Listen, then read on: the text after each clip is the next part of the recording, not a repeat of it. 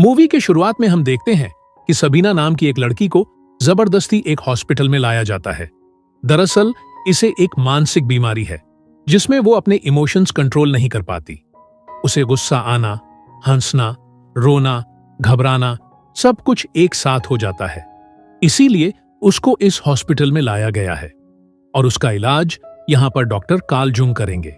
वो उस पर टॉकिंग मेथड का इस्तेमाल करना चाहते हैं। टॉकिंग मेथड के जरिए वो उसके अतीत की चीजों को बाहर निकालेंगे जो कि उसके अनकॉन्शियस माइंड में है।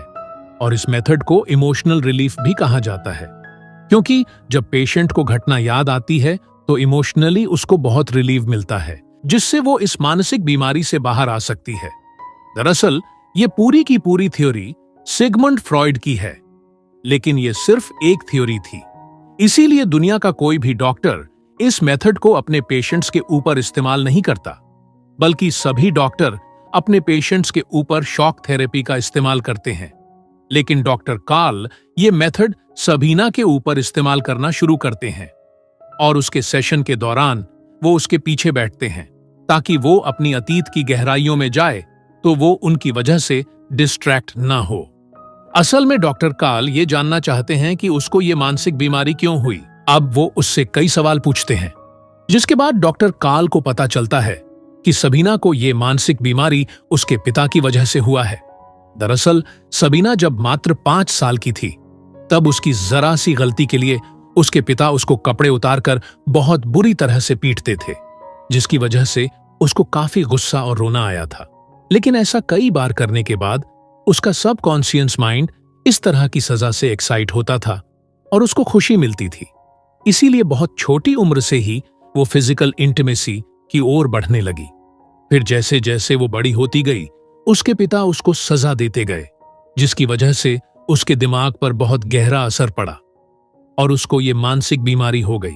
अब डॉक्टर कार्ल के इस ट्रीटमेंट से वो धीरे धीरे ठीक होने लगती है और वो पहले से काफी बेहतर हो जाती है और साथ ही वो बहुत ज्यादा पढ़ी लिखी भी होती है।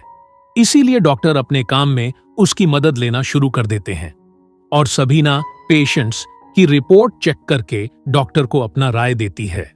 और अब क्योंकि डॉक्टर कार्ल ने टॉकिंग मेथड से सबीना को काफी हद तक ठीक कर दिया था, इसीलिए अब वो दूसरे पेशेंट्स के ऊपर भी इसी टॉकिंग मेथड का इस्तेमाल करने लगते हैं। उसके बाद 2 साल बीत जाते हैं और अब डॉक्टर कार्ल पहली बार अपनी पत्नी के साथ सिगमंड फ्रॉइड से मिलने उनके घर जाते हैं, जिसने टॉकिंग मेथड की थ्योरी लिखी थी। फिर वो दोनों काफी घंटों तक एक दूसरे से बात करते हैं और काफी घंटों की डीप डिस्कशन के बाद डॉक्टर कार्ल को पता चलता है कि डॉक्टर सिगमंड फ्रॉइड के विचार उनसे पूरी तरह से अलग है। वो दूसरों की बात मानने के लिए बिल्कुल भी तैयार नहीं है, बल्कि वो दूसरों को अपनी बातों से प्रभावित करने की कोशिश करते हैं। इसके बाद हम देखते हैं कि सबीना बार बार डॉक्टर कार्ल से मिलती है। अब वो भी एक साइकियाट्रिस्ट बनना चाहती है, लेकिन बार बार मुलाकातों में उसे पता ही नहीं चलता कि वो डॉक्टर कार्ल की तरफ अट्रैक्ट हो गई है। फिर वो अपने दिमाग में बहुत सारी फैंटेसीज डॉक्टर कार्ल के साथ इमेजिन करती हैं। दरअसल उसका किसी के भी साथ रिलेशन नहीं था और उसके दिमाग में जो फैंटेसीज थी वो कार्ल के साथ पूरा करना चाहती थी। इसीलिए वो दोनों जब बैठकर बात कर रहे थे तभी सबीना कार्ल को किस कर देती है, लेकिन डॉक्टर कार्ल कोई भी रिस्पॉन्स नहीं देते क्योंकि वो अपनी पत्नी को धोखा नहीं देना चाहते थे। उसके बाद एक दिन डॉक्टर सिगमंड फ्रॉइड एक पेशेंट को डॉक्टर कार्ल के पास भेजते हैं, जो खुद एक डॉक्टर है जिनका नाम ग्रोस होता है, लेकिन ये भी फिजिकल इंटीमेसी के आदी है। और अब जब वो दोनों एक दूसरे से बात कर रहे थे तो डॉक्टर ग्रोस उन्हें बताते हैं कि जब भी वो किसी पेशेंट का ट्रीटमेंट करते हैं तो उनकी हर एक डिमांड को पूरा कर देते हैं, भले ही वे पेशेंट की फिजिकल नीड क्यों ना हो, क्योंकि ऐसा करने से पेशेंट उनके साथ फ्री हो जाते हैं, जिससे उसका ट्रीटमेंट करने में आसानी होती है। तब कार्ल डॉक्टर ग्रोस को सबीना की इच्छाओं के बारे में बताते हैं, जिस पर वो कहते हैं कि तुम्हें उसकी इच्छाओं को पूरा करना चाहिए। और अब उनकी बातें सुनकर डॉक्टर कार्ल सबीना के साथ रिलेशन में आ जाते हैं, जिसके बाद सबीना की जो भी इच्छाएं होती है वो कार्ल के साथ पूरा करती है तब डॉक्टर कार्ल उसको उसके पिता की तरह सजा देकर उसको एक्साइट कराते हैं और उसकी हर एक इच्छा को पूरा करते हैं। उसके बाद डॉक्टर कार्ल सिगमंड फ्रॉइड के पास जाते हैं और उनसे सबीना के केस को डिस्कस करते हैं, जिस पर सिगमंड फ्रॉइड कहते हैं कि ये काम वासना है जिसको पूरा करने के लिए वो किसी भी हद तक जा सकती है। पर डॉक्टर कार्ल सबीना के साथ अफेयर करने वाली बात उनको नहीं बताते और अब वो बहुत सारे अलग सेक्टर्स पर काम करना चाहते थे, लेकिन डॉक्टर सिगमंड फ्रॉइड उनको मना कर देते हैं, जो बात डॉक्टर कार्ल को अच्छी नहीं लगती। फिर इसी तरह काफी समय बीत जाता है और एक दिन doctor Sigmund Freud doctor Carl से कहते हैं कि क्या तुम्हारे और तुम्हारी पेशेंट के बीच अफेयर चल रहा है, जिस पर कार्ल साफ साफ मना कर देते हैं।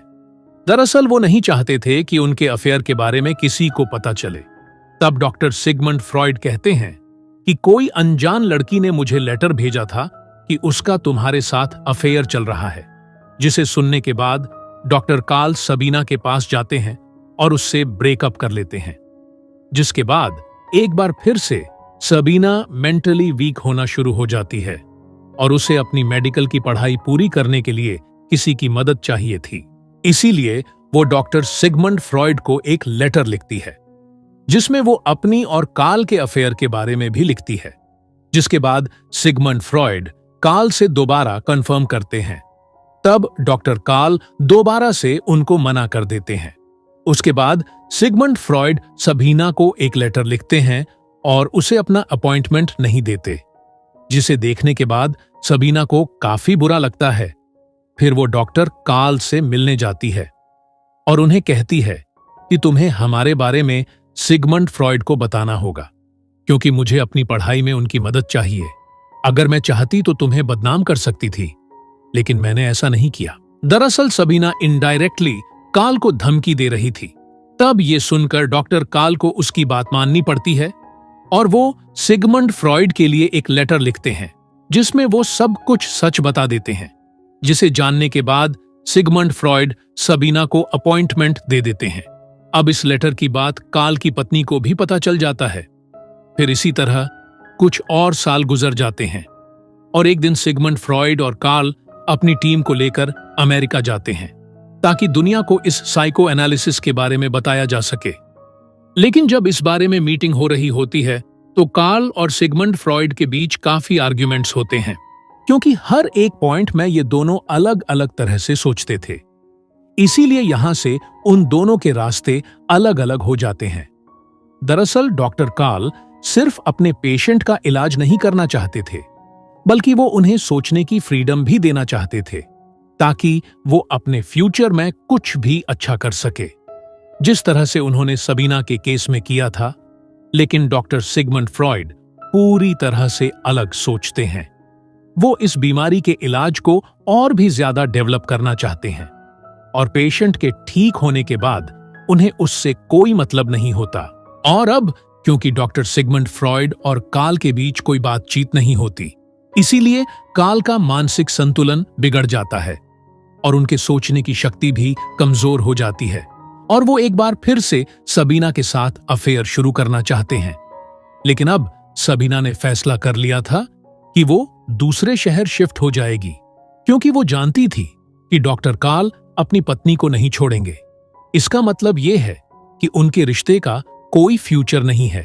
फिर दूसरे शहर में शिफ्ट होकर वो एक दूसरे रशियन डॉक्टर से शादी कर लेती है और एक साल बाद जब वो प्रेग्नेंट होती है तो वो डॉक्टर कार्ल और उसकी पत्नी से मिलने आती है और कार्ल की पत्नी को उन दोनों के अफेयर के बारे में पता था। इसीलिए वो सबीना को कहती है कि तुम कार्ल को समझाओ ताकि वो अपने डिप्रेशन से बाहर आ सके। दरअसल अब वो मानसिक तौर से काफी कमजोर हो चुके हैं। तब ये सुनकर सबीना कार्ल के पास जाती है और उसको बताती है कि मेरे पेट में जो बच्चा है उसका पिता तुम ही हो, जिसे सुनकर कार्ल उसको बताते हैं कि मैं तुमसे बहुत प्यार करता हूं। हालांकि मैंने तुम्हें कभी बताया नहीं, लेकिन यही सच है। तब रोते हुए सबीना वहां से चली जाती है और उस दिन के बाद से वो कभी भी कार्ल से मिल नहीं पाई, क्योंकि वर्ल्ड वॉर के दौरान सबीना और उसकी दोनों बेटियों को नाजी सैनिकों ने जान से मार दिया था। और कार्ल ने खुद को किसी तरह संभाल लिया था। और इसी के साथ ये मूवी यहीं पर खत्म हो जाती है।